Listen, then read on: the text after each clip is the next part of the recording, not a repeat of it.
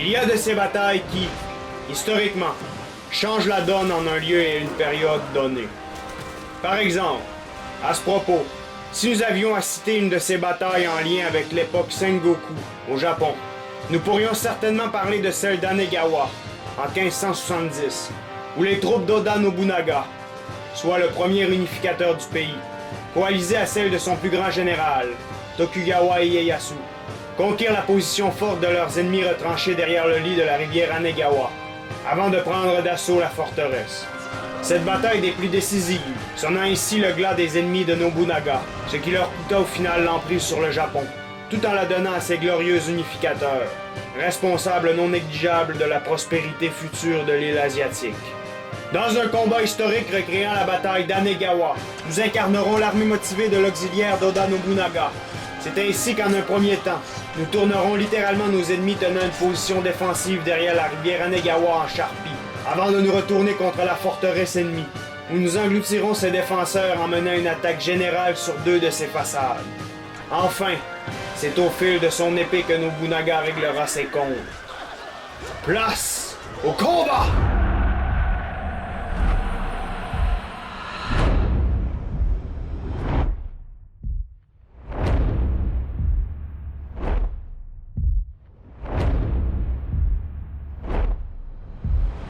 Et c'est donc qu'aujourd'hui on va faire une bataille un peu spéciale, en ce sens qu'on va faire une bataille historique recréant la bataille d'Anegawa. Et celle-ci s'est donc déroulée au 16e siècle et opposait les troupes d'Oda Nobunaga, soit le premier unificateur du Japon, qu'on peut voir ici, coalisées à celles de son plus grand général Tokugawa Ieyasu, aux troupes du général Asakura qui va se battre contre Tokugawa, ainsi que celles d'Azai qui va se battre contre Oda Nobunaga. Et finalement, dans le château, on va retrouver les troupes du père du général Azai qui se trouve en bas. C'est donc que dans cette bataille historique, on joue le rôle de Tokugawa, soit le général en chef d'Oda Nobunaga. Et à ce propos, ce dernier va se retrouver juste ici. Son armée va être séparée en deux et ce détachement va être destiné à bloquer toute attaque éventuelle en provenance du château Odami. Et en gros, en raison de leur abondance, comme je ne présenterai pas les troupes, je tiens quand même à vous préciser que notre but, c'est premièrement de se faire un chemin en balayant toutes les troupes retranchées derrière la rivière Anegawa. Et une fois cela accompli, notre but c'est d'aller assiéger le château en passant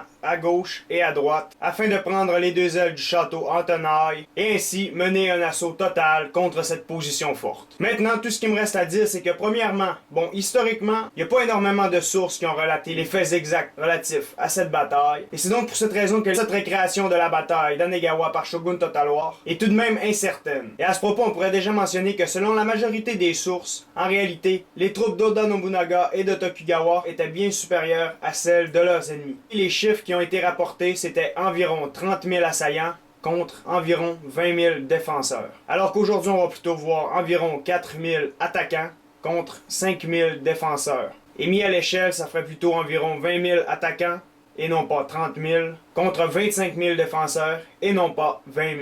C'est donc que le rapport de force est plus ou moins inversé. Mais pour aujourd'hui, n'en faisons pas grand cas, et fonçons sans plus attendre vers l'inévitable boucherie qui va s'en suivre. Et pour ce faire, appuyons maintenant sur Play! Alors, comme vous pouvez le constater, je vais ordonner à la totalité de mon armée de se diriger vers les lignes ennemies. C'est donc ainsi que les 2 milliers d'hommes sous mon commandement, avec fanatisme et zèle, vont foncer sans plus de détour au carnage. C'est donc ainsi que leur premier ordre va être de courir vers le bord de la rivière pour mettre en pièces leurs ennemis retranchés derrière. Nobunaga, de son côté aussi, va faire avancer ses troupes vers celles de son opposant direct. Alors que mes troupes sortent de la forêt, je vais immédiatement diriger ma cavalerie vers mon flanc gauche afin de faire peser une menace de débordement à ce niveau. Pendant ce temps-là, le général ennemi va observer mes troupes se positionner de l'autre côté de la rivière. Mes troupes qui vont être en première ligne vont bien sûr être les archers, histoire de commencer un harcèlement de mon opposant. Puisqu'en réalité, le clan ne possédera absolument aucune unité de missiles directement en face de mon armée. Et c'est donc ainsi qu'après avoir allumé mes flèches, je vais commencer le harcèlement de mes ennemis. Cependant, résigné à ne pas demeurer dans cette position statique, le général Asakura va, suite à la deuxième salve, ordonner à la totalité de sa première ligne de se lancer contre ma position, ce qui va donner vie à une charge furieuse contre les troupes de Tokugawa. Alors que les troupes chargent, je vais ordonner à mes 2 unités de cavaliers, assistées de 2 unités d'infanterie, de commencer un mouvement de flanc pour aller se rabattre sur les arrières ennemies. Et alors que tout cela se produit, je vais lancer mes unités d'épéistes contre les troupes ennemies qui me chargent. Alors les premières troupes vont entrer en contact, ce qui va donner vie à une mêlée furieuse. En effet, cette dernière va être rapidement généralisée. Et juste derrière, au niveau de ma cavalerie, notez au passage que 2 unités de cavalerie étaient en embuscade et se sont lancées contre mes troupes. Cependant, une de mes troupes a pu se frayer un chemin et je vais faire un mouvement de flanc pour aller me rabattre sur ses arrières au bout de quelques instants. Alors les troupes de cavalerie ne pourront pas résister à ce choc dans leur dos. Et alors que j'ai réussi à abattre le général par cette charge dans le dos, du côté de mon front principal, déjà le front ennemi commence à tomber en ruine. Et seule une petite partie des troupes ennemies vont continuer de résister. Alors ma cavalerie va faire un véritable carnage dans les rangs des fuyards, qui vont mourir par centaines. Et il ne reste plus qu'une unité qui va résister, qui va dès lors se faire aider par ses troupes de roquettes. Car en effet, il y a une troupe de roquettes à ce niveau-ci. Et mon but premier, ça va être d'aller l'annihiler.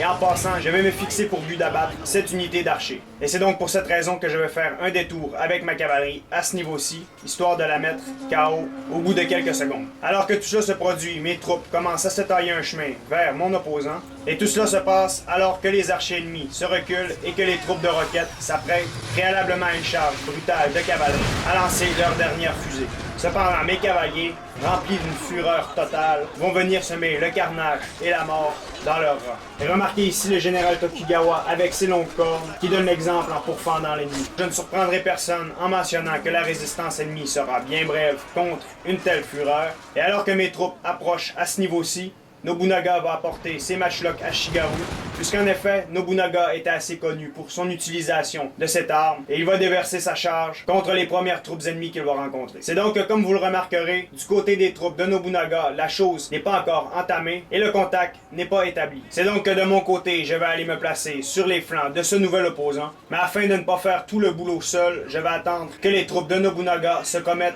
davantage. Et à ce propos, on va voir ces troupes de matchlock se faire charger par 2 unités de cavalerie, mais leur fuite va être quand même assez efficace à ce niveau et ils vont aller se réfugier du côté du front principal d'Oda. J'avais donc profité de la légère trêve pour reposer quelque peu mes troupes et commencer à attaquer leur flanc avec mes archers. J'ai donc positionné plusieurs troupes sur les arrières ennemies et comme vous pouvez le constater d'ici, la totalité de l'armée d'Asahi va se lancer contre celle d'Oda. Et alors que les troupes se dirigent vers les lignes de mon allié, sans plus attendre, je vais lancer les miennes pour lui venir en aide. Et à ce propos, notez au passage qu'Asakura possédait toujours une troupe à ce niveau que je vais charger de toutes mes forces avec ma cavalerie. Alors, encore une fois, contre une telle furie, toute résistance va être littéralement vaine. Et observez à ce niveau l'intensité du combat. C'est donc que partout, la bataille va être généralisée, et alors que mes troupes se positionnent sur les arrières ennemies, je vais rapidement leur demander de venir se rabattre sur les troupes d'Asahi. D'ailleurs, mon but premier, ça va être d'aller abattre ce dernier à ce niveau-ci, et alors qu'il va être trop occupé à diriger le combat, je vais réussir à l'accrocher avec une troupe de Yari à Shigaru. Mais cependant, comme vous pouvez le constater, ce dernier va immédiatement se replier. Et à ce propos, remarquez bien que les troupes d'Oda Nobunaga, comme vous pouvez le constater, ont grandement besoin d'aide puisque leur morale commence véritablement à flancher. Cependant, mes troupes approchent et groupe après groupe, je compte mettre la totalité de l'armée ennemie en déroute. C'est donc que je vais séparer mon armée en plusieurs parties et chacune d'elles va avoir son propre rôle. Alors que la tendance commence à se dessiner à ce niveau-ci, probablement que les troupes dans le château doivent commencer à devenir nerveuses. Et alors que tout cela se passe, seulement que 2 petits points de résistance demeurent, et alors que l'avant-dernier flanche, il n'en reste plus qu'un à ce niveau-ci, et il est sur le point d'entrer en déroute, comme vous pouvez le constater. C'est donc ainsi que la résistance de la dernière minute va se faire pour les troupes hors du château.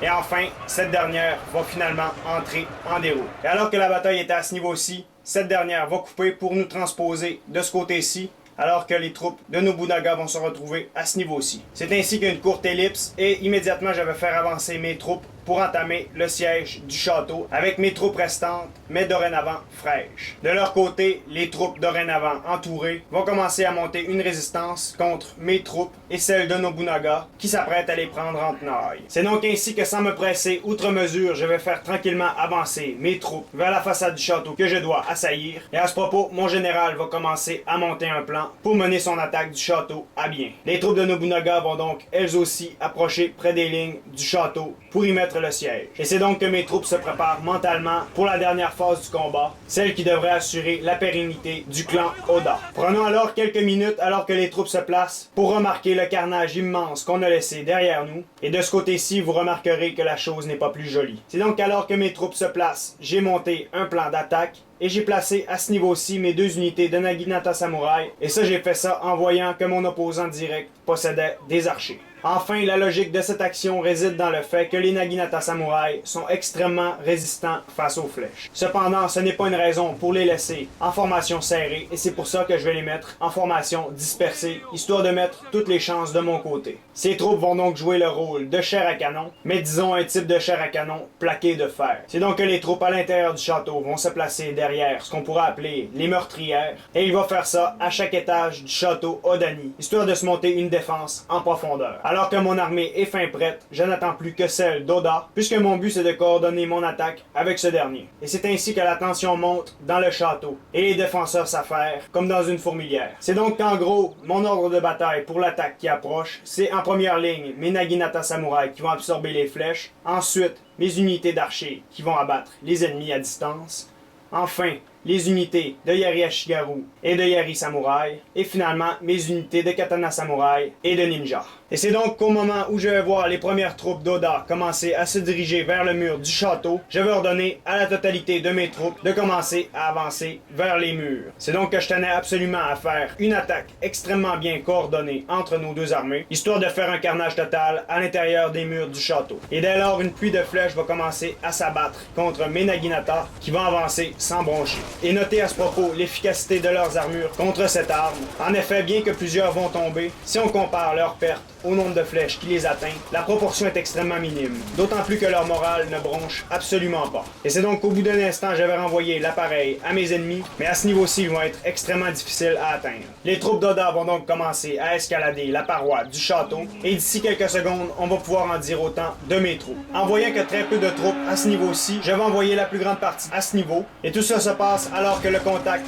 va s'établir entre les troupes d'Oda Nobunaga et celles d'Asahi sur la terrasse de la forteresse. Alors, mes Naginata, dorénavant en formation serrée, vont commencer à escalader la paroi du château. Et mon but premier, ça va être de cesser tout harcèlement de la part des missiles de mon opposant. Mais n'oublions pas, à ce propos, la défense en profondeur de la part des défenseurs. Et c'est donc que sur la terrasse, le contact se fait de plus en plus généralisé. Et à ce niveau-ci, des Yari Samouraï en renfort vont venir assaillir mes troupes. D'autant plus que de ce côté-ci, les troupes d'Asahi ont réussi à repousser une partie des troupes d'Oda hors des murs. Mais de ce côté, en raison du manque de troupes des ennemis, j'ai réussi à me tailler un chemin sans grandes embûches. Et je vais dès lors tâcher de venir en aide à mon allié qui est déjà aux prises avec la force d'Asahi. En fait, à ce niveau-ci, ce sont des femmes en fureur qui vont défendre les murs du château. Et c'est donc à ce moment-ci que je vais ordonner à certaines troupes à l'intérieur du château d'ouvrir la porte à mon général ainsi qu'au reste de ma cavalerie afin de la faire passer à l'intérieur. Et mon but premier pour ça, ça va être de grandement m'aider à faire des mouvements de flanc contre certains groupes ennemis. Et à ce propos, notez bien ici cette troupe de Yari Samouraï qui va être la première victime de mon général qui va venir, comme vous pouvez le constater, se rabattre sur ses arrières, ce qui devrait lui être fatal.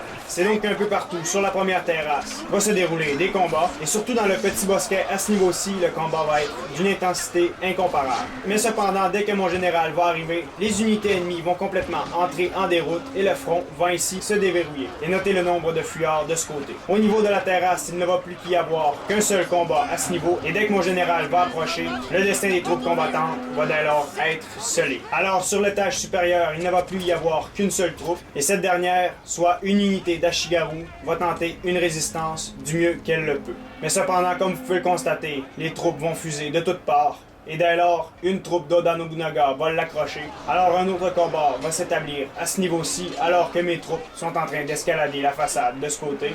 Et alors que mes unités chargent dans leur dos, cette dernière troupe résistante va se retrouver complètement encerclée. Et dans une résistance tout à fait épique, elle va vraiment tenter de donner le meilleur d'elle-même, ce qui va être tout à l'honneur des unités ennemies. Mais cependant, au bout d'un instant, alors que Tokugawa entre dans la mêlée, cette dernière va finalement entrer en déroute.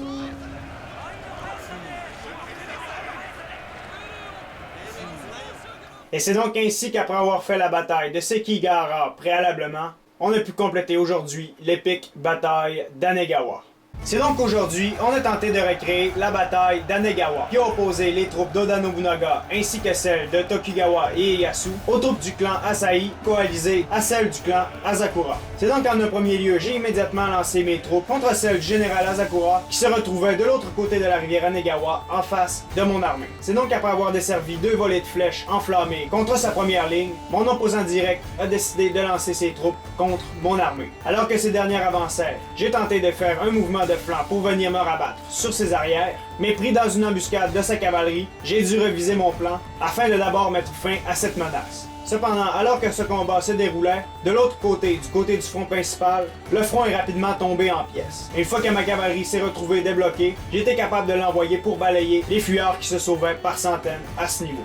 Alors que la dernière unité est entrée en déroute, j'ai envoyé ma cavalerie pour non seulement taire la menace des archers, mais aussi celle, plus récente, d'une unité de roquettes qui aurait pu grandement malmener mon armée compacte. Alors que cette dernière est entrée en déroute, j'ai donc retourné la totalité de mes effectifs sur les flancs de l'armée d'Asahi. Au bout d'un instant, alors que cette dernière a chargé contre les troupes d'Oda Nobunaga, j'ai donc rabattu mon armée non seulement sur son flanc, mais aussi sur ses arrières. C'est donc ainsi que suite à un combat atroce, la totalité des troupes qui se retrouvaient en dehors du château est entrée en déroute. Alors, fidèle au plan d'Oda Nobunaga, chacune de nos armées a commencé à se diriger vers les murs du château, et tranquillement mais sûrement, on est allé se positionner face à notre mur respectif, et après avoir pensé à un plan qui me permettait de grandement ménager mes unités dans leur approche contre les missiles ennemis, nous avons ordonné l'assaut du château. Et c'est donc à ce moment-ci qu'unité après unité ont escaladé les murs, et comme nos armées étaient grandement fractionnées, ça a donné vie à plusieurs petits combats, et au bout d'un moment, après avoir ouvert les portes à mon général accompagné de la cavalerie, qui a été capable de flanquer une multitude d'unités, la totalité des unités ennemies qui se retrouvaient sur la terrasse est entrée en déroute. Alors il ne restait plus qu'une unité de Yari Ashigaru, mais malgré sa faible réputation, cette dernière a véritablement monté une résistance épique contre deux armées en surnombre, et au bout de quelques instants, l'inévitable s'est produit, et après l'arrivée de Tokugawa, cette dernière, complètement apeurée, est finalement entrée en déroute. Et voilà,